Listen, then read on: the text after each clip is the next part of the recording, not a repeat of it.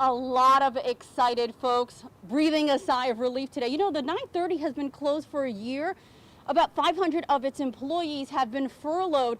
And in fact, Leslie, getting ready for this live shot, we saw a lot of employees coming up to the club, hugging each other, saying, "Can you believe the news?" Well, indeed, the mayor made a huge announcement today.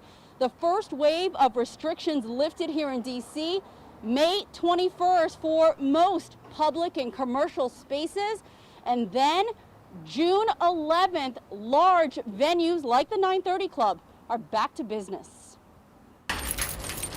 A reason to celebrate.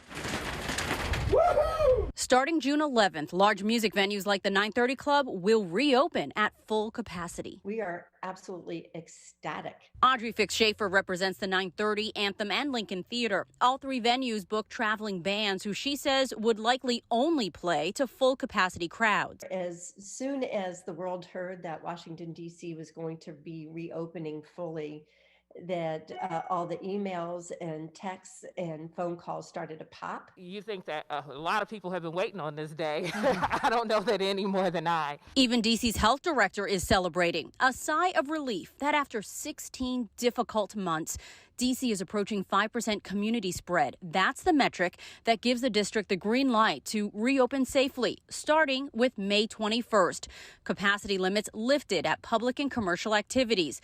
That means restaurants, churches, schools, pools, and yes, dancing at weddings. It's all a go, except for large bars, clubs, sports, and entertainment venues. June 11th, it's their turn. Ready, set, go. That means the 930 Club has a lot of reshuffling to do. While an engineer updates the soundboard, staff will have to rework the stage, set up now as a food pantry for employees. They also have to figure out safety guidelines for a new kind of live music experience. We need people to get vaccinated. So the city is stepping up its incentive campaigns, giving 51 folks a chance to win up to $25 grand in prizes and gift cards. That is, if dancing to your favorite live band at the 930 isn't incentive enough. A year ago, this would have been a dream. Now, because of vaccinations, it's a reality.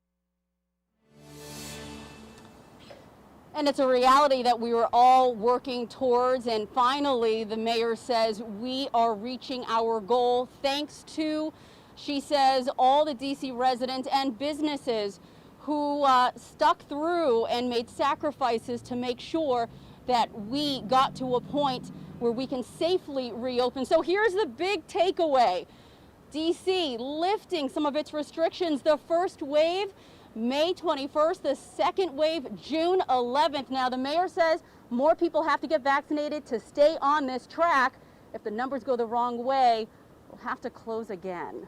Les? Yeah, So? perhaps that's the motivation that people need, you know, to go out and finally get those vaccinations. They are readily available. You can text and find places to get to easily. You don't have to wait.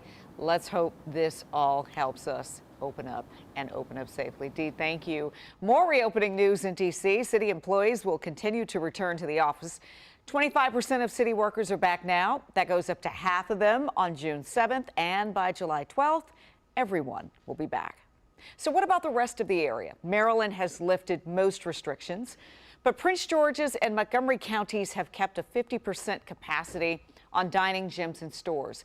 Virginia will relax more restrictions on Saturday. That means increased capacity at event venues, larger gatherings socially, alcohol sales after midnight. Governor Northam says the state will fully reopen a month later.